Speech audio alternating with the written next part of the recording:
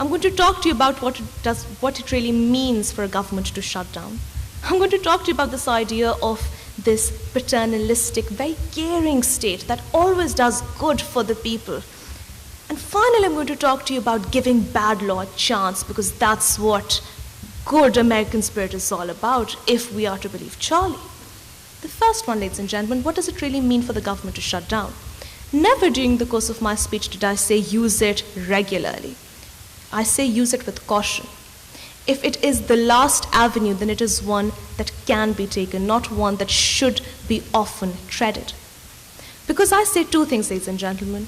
A part of political expression, particularly on the part of elected congressmen, ones who have been elected by the people of the United States of America, is to use whatever weapon they have in order for their say, which is in fact the say of the people, to be heard. But the second thing I want to talk to you about, ladies and gentlemen, is that of representation. Because often you hear that a democracy is for the majority. I disagree. You know why we moved to a democratic process?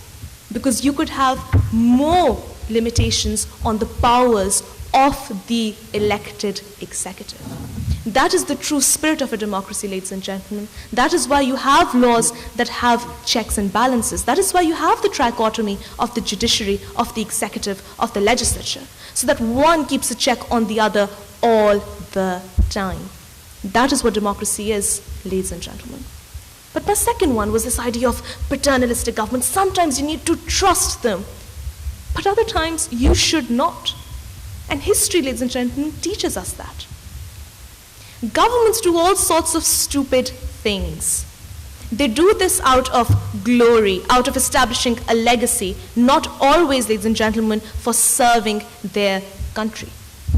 And this is something that translates into giving bad law a chance. I'm going to talk to you about two things, because that is the narrative of our politics today. Because Charlie was like, look, you have these reasonable Republicans. They said, let Obamacare, let it go, let it experience problems, let the people suffer, and then you know what? They will hate Obama, and that is what we want. Isn't that sinister, ladies and gentlemen?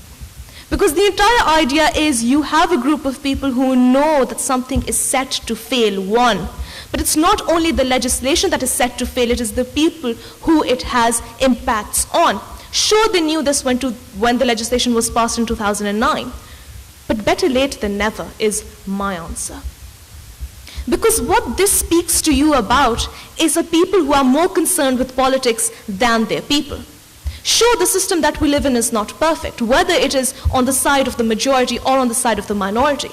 But if we are making with the system that we have, then at least we need to do something responsibly. But finally, ladies and gentlemen, I want to talk to you about generally the spirit of the law. Because we've seen this with slavery, we've seen this with governments refusing women to vote. Because you know what the rhetoric that they used? They said it's good for economics. They said it will make the government more stupid if women were allowed to voice their opinions. And they thought it was a good idea, right? They said, you know what? Trust us. Any government that asks you to trust them blindly, ladies and gentlemen, is one that you need to fear. And so the last question that I ask you is, what does a shutdown really mean? And I will never say it doesn't have debilitating effects, that it doesn't ask or allow citizens to use or to lose their jobs or their livelihoods. No, it has far-reaching and very serious consequences. But when a nation has slept for so long, we think that this is the only way that you can really shake them out of their slumber. Thank you.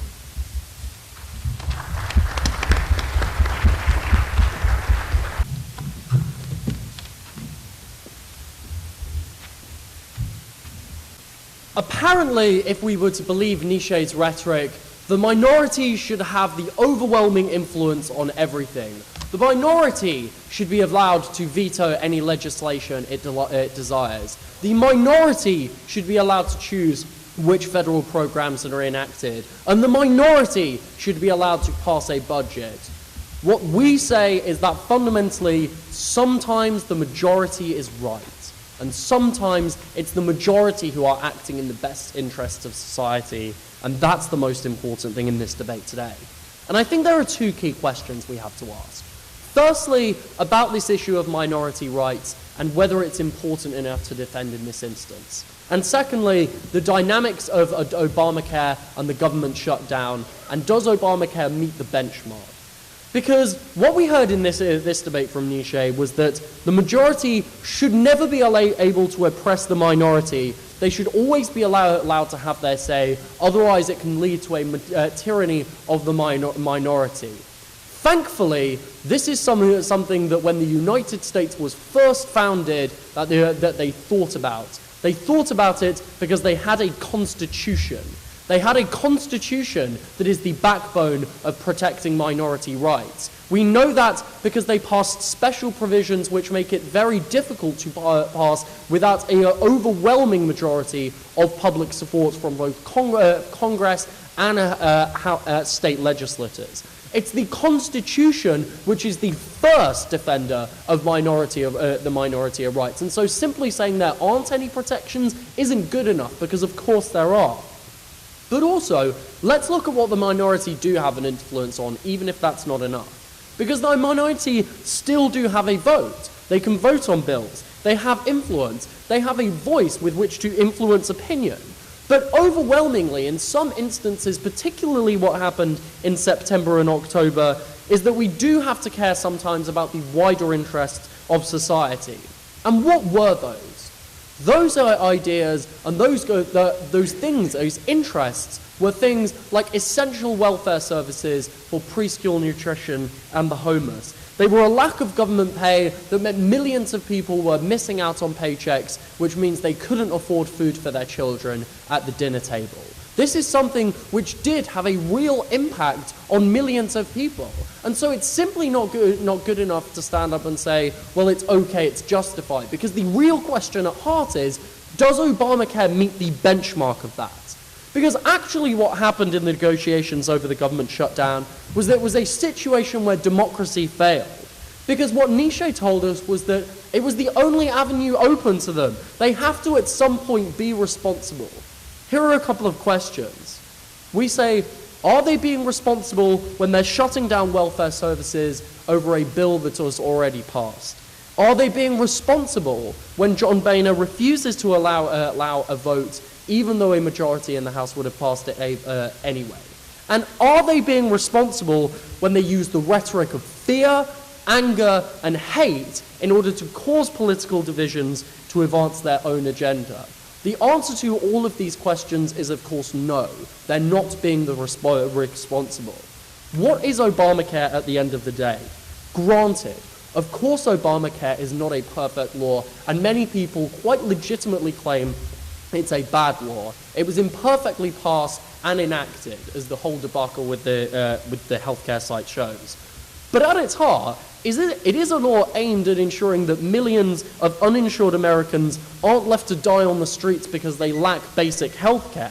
That is at the heart what the law is about. And that's not a malicious law. That's a law trying to improve it. So that's not a law which meets the benchmark of, can we put millions of lives and millions of people's welfare in jeopardy just because we want to advance a political point? The government shutdown should never be used as a tactic for political negotiations, and it certainly should not have been used as a tactic here. For all these reasons, please vote for opposition. Okay, and so after two very strong arguments, we'd like to go ahead and conclude today with an audience vote. Which side do you think was more persuasive? If you thought that Charlie was more persuasive, please stand now.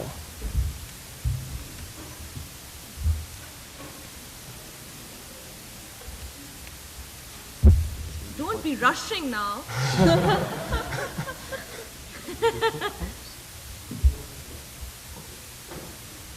Okay, thank you. You all may sit down. And alternatively, if you think that Neshay carried the day, please stand up. Ooh.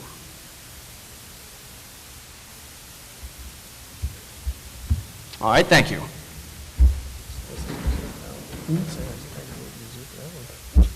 I'm declaring it a shutdown. Excellent. So it looks like Charlie is the winner for this debate, and on behalf of the PTK, And on behalf of the PTK and the Honors Program, I want to thank you all for coming. And so let's give one more round of applause for these fantastic speakers.